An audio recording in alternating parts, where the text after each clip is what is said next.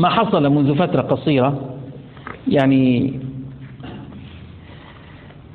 فريق من العلماء الروس لما كان الاتحاد السوفيتي 88 و 89 بهالسنتين كانوا عم بيقوموا بمشاريع وأبحاث تخدم الأبحاث النووية الذرية تحت الأرض. هذا الكلام في له دلائل هلأ بحكي لكم عنها. وقالوا بدهم يحفروا في الأرض لحتى يشوفوا تحت القشرة الأرضية هذا المائع الناري كيف يستطيعون أن يكونوا عنه فكرة وأن يحققوا أبحاثهم النووية تحت الأرض. حفروا إلى أعماق كبيرة. هذا أنا استمعت أيضا إلى شريط للداعية الإسلامي الكبير كان اسمه عبد المجيد الزنداني، يمني معروف ومن كبار الدعاة. هو يتكلم عن هذا الأمر وكيف سحبوا المعلومات من الإنترنت وكيف بعدين محوا المعلومات. الفريق بدأ بالحفر وحفروا باطن الأرض. رئيس الفريق كلهم شيوعيين أصلا هن، يعني يقول رأينا أن الحفار المكنة اللي عم تحفر وصل إلى عمق أصبح الحفار ينزل بسرعة، كان عم ينزل بقوة، وصل إلى مرحلة صار ينزل بسرعة. رأينا فعرفنا أننا اقتربنا من كهوف الصهير الناري تحت الأرض، تحت القشرة الأرضية. شو فيه؟ نار كهوف من الصهير الناري بتكون تحت القشرة الأرضية. القشرة الأرضية تختلف بالسواحل 30-33 كيلومتر سماكتها، بالجبال توصل ل 70 كيلومتر سماكتها القشرة الأرضية. وصلوا إلى تحت القشرة الأرضية. قل وفجأة رأينا ارتفاعا في درجة الحرارة مباشرة إلى 2000 درجة. 2000 درجة حرارة الشمس بتاعت منذ ظاهر الشمس 4000 إلى 6000 درجة، وباطن الشمس إلى 20 مليون درجة. المائع الناري انتقل من درجة حرارة 100-200 إلى 2000 مباشرة. قل صار بدهم يختبروا هذه المنطقة، شو فيها؟ اختبار جديد. قل ماذا يوجد فيها؟ ما عندهم يقدروا إمكانية التصوير في هذا العمق، ولكن يستطيعوا إمكانية التسجيل، يسجلوا. فنزلوا آلات، ولكن بدهم يحاولوا يسمعوا الصوت تحت صوت المائع الناري. شو عم بيساوي؟ هل هو عم بيعمل ثورات بده يطلع براكين؟ هل هو عم يعمل غليان؟ هل هو كذا؟ حابين يسمعوا شو عم يصير تحت. والمعروف الأذن البشرية بالنسبة لنا نحن في ذبذبات بتسمعها وذبذبات ما بتسمعها.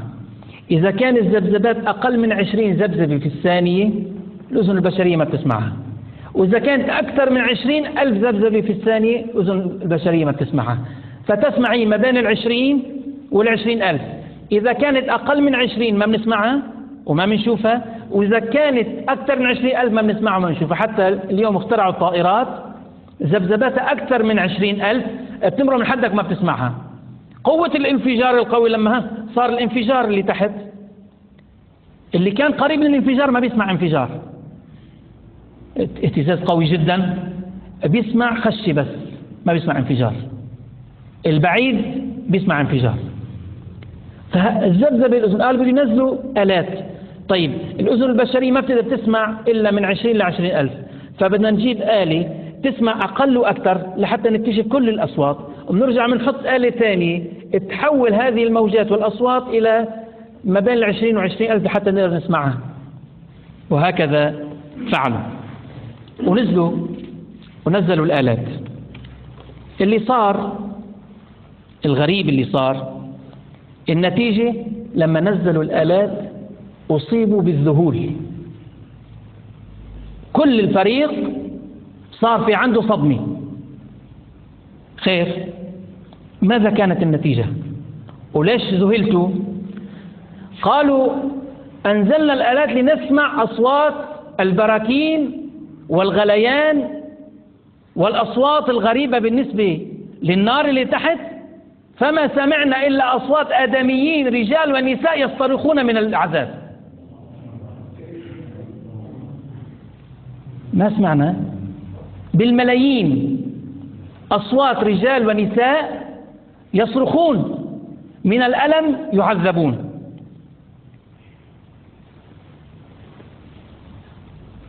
ماذا يفعلون؟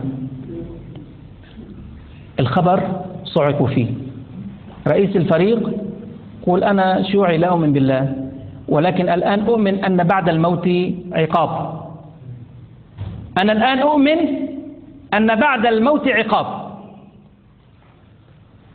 اتناقلت الأخبار في هذيك السنين ونزل على الإنترنت، ومحطة كاليفورنيا الإذاعية سحبت الخبر مجددا هلأ من فترة قريبة. كتموا على الخبر، سحبوه لما تفكك الاتحاد السوفيتي من جديد، اكتشفوا الموضوع وسحبوه وسجلوا الأصوات وصوروا الفريق مصور بأسمائهم، والأصوات اللي سمعوها أيضا مسجلة. الشيخ الزناداني شو بيقول لهم لما أخبروه بالخبرية؟ قال لهم سجلوها، اسحبوها من الانترنت وسجلوها، لأنه ما حيخلوها تبقى. وفعلا سحبوها من الانترنت، وما هي إلا أيام حتى سحبت من كل الانترنت، ما عاد فين محا. الشريط أنا سمعت عنه من فترة وكنت عم تابع الموضوع حتى وصل وصار بين إيدي، وهلا بدي سمعكم. إذا فيكم تستطيعوا تسمعوا، ما بتستطيعوا تسمعوا من أجلها إلى يوم آخر. نحن بالنسبة لنا هذا الأمر نصر للمسلمين. نحن ما بدنا نحتاج لشيء خلينا نآمن بعذاب القبر أو بعذاب الآخرة، ولكن هذا نصر للمسلمين. الأبحاث اللي عم يعملوها اجت نصر للمسلمين. ما حكيت لكم لما رجعت من الحج بالنسبة للحجر الأسود، بعثوا ضابط بريطاني لحتى ياخذ شقفة من الحجر الأسود لحتى يحلل ويثبت انه محمد عم يحكي كلام غير صحيح، وهذا الحجر هو من الطفوح البركانية وليس من السماء. وقلت لكم الديباجي كيف اجى بطريقة وعمل حاله حج، و10 سنين عم يتدرب على اللغة العربية حتى أتى وجاب قاطع من ألماس وأخذ شقفة من الحجر الأسود إلى جدة إلى القنصلية البريطانية، ومن هناك إلى بريطانيا. لما دخل على المتحف وحاول يحلل هذا الحجر أغمي عليه، لأنه وجد أن هذا الحجر نيزك من السماء وليس من الأرض، فأعلن إسلامه وكتب كتاب. البحوث التي يفعلها الغرب تخدم الإسلام بشتى الطرق، فسحبوها. نحن بالنسبة لنا ما عندنا مشكلة، يعني حتى نحن موجود عندنا بالقرآن هذا الأمر، حتى نعرف أنه عذاب أهل القبر عندما يعذبون. النبي عليه الصلاة والسلام حصل معه عندما كان يمشي على دابته مع بعض الصحابة، فنفرت الدابة فسقط النبي عليه الصلاة والسلام من على الدابة، فسأل قال إنه هم في قبر. والدواب العذاب، عذاب القبر بيسمعوا كل الخلق إلا الثقلين ما عدا الإنس والجن. الدواب تسمع لذلك بتفر. نفرت، وكان في قبر من قبور الجاهلية يعذب فنفرت، فقال الحمد لله الذي لم يكن من أمتي، الحمد لله الذي لم يكن من أمتي، وكان هذا الإنسان كافر. ابن القيم يقول إن الدواب في زمن، يقول إن الدواب اللي كان عندها إمساك، الحيوانات اللي كان عندها إمساك، إذا كانوا بده يعملوا عملية استطلاق بطن مشوا لهم معدتهم، يعني من الخوف. عادة الإنسان بنشوف بيصير عنده استطلاق البطن أحيانا من الرعب ومن الخوف ومن المرض، فكانوا يأخذوا هذه الدواب كما يقول ابن القيم إلى قبور اليهود والمشركين، فتمر من القبور، فإذا مرت من القبور صار في عندها استطلاق بطن من الخوف. هذا شيء موجود يا جماعة، من شدة ما عم يسمعوا الصراخ، يسمع الصراخ العذاب. هذا الذي حصل. هذا الصوت كما قلت لكم أنه محطة كاليفورنيا هي التي سجلت وبثت هذا الصوت، وصل إلينا من الإنترنت، حاولنا نبطئ الصوت، فوتناه على الكمبيوتر لحتى ننقي الصوت قدر الإمكان، حتى طلع معنا الصوت قريبا. ومثل ما ورد عن بعض الأحاديث أنه صوت عذاب الذين يعذبون كصوت الحجيج لما يصير فيه هرج ومرج وهكذا، وفي صوت قوي. والعجيب هلا بتسمعوا أنه أغلب الأصوات من النساء، مثل ما قال النبي عليه الصلاة والسلام: اطلعت على أهل النار فرأيت أكثر أهلها النساء. الله يسترنا بستر الجميل. فيا نساء اتقين الله، ذلك أنهن يكفرن العشير. يكفرن، قالوا يا رسول الله نكفر بالله؟ قال يكفرن العشير. إن أحسنت إلى إحداهن الدهر ثم رأت منك شيئا قالت ما رأيت خيرا قط.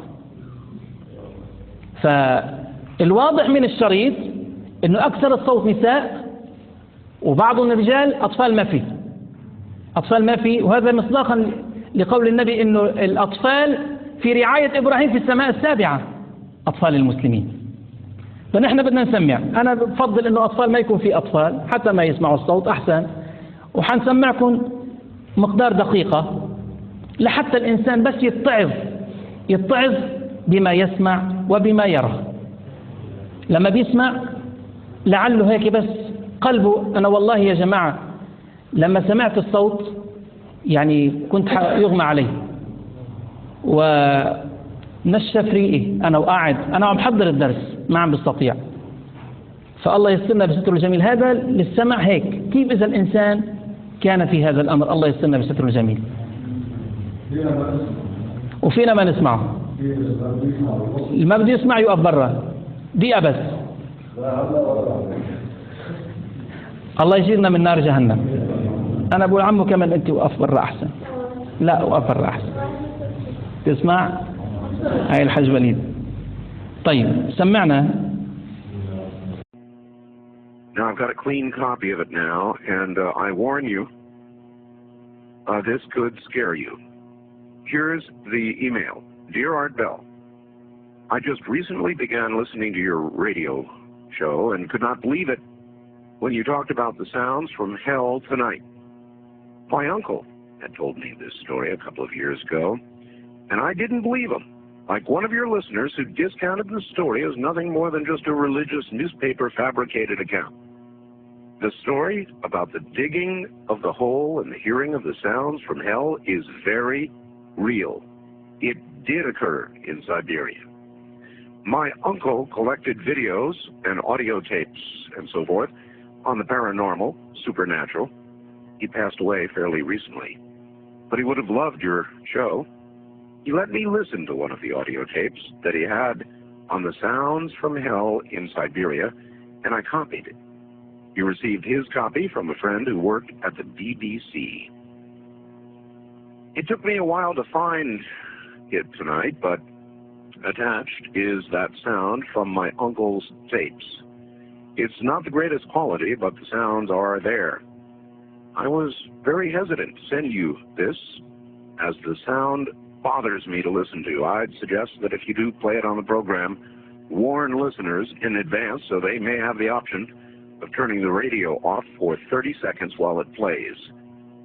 It has always haunted me. To those who discounted the Siberia sounds from hell story, it is true, and I, for one, wish it wasn't. Rick, listening from Chicago. And so I submit now the cleaned, a better copy to you, and I warn you, what you're about to hear is very disturbing indeed.